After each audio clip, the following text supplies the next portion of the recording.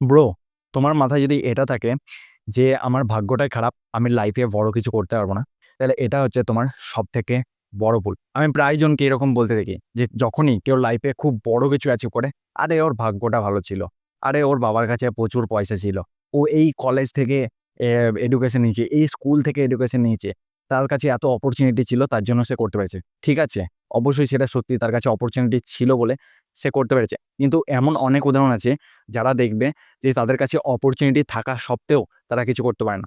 তা অনেকে দেখবে যারা ভালো, ভালো কলেজ থেকে ডিগ্রি নিয়েছে, ভালো স্কুলে পড়েছে, তাদের ছোটবেলা থেকে পয়সার কোনো অভাব নেই, কিন্তু তাও তারা লাইফে কিছু করতে পারে না।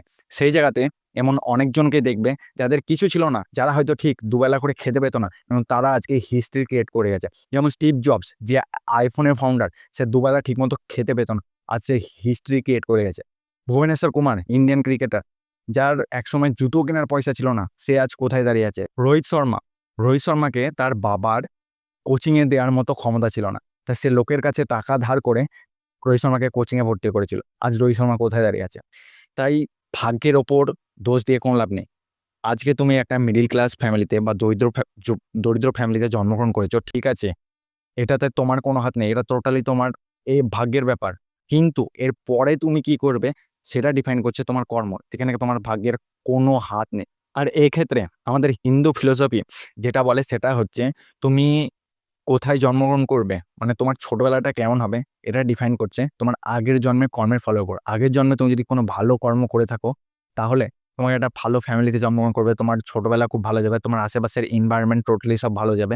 কিন্তু তোমার ভবিষ্যৎ কেমন হবে সেটা ডিফাইন করছে তোমার কর্মের উপর। তুমি যদি ভালো কর্ম করো, তাহলে তুমি একটা ভালো জায়গায় পৌঁছবে, লাইফে বড় কিছু করতে পারবে।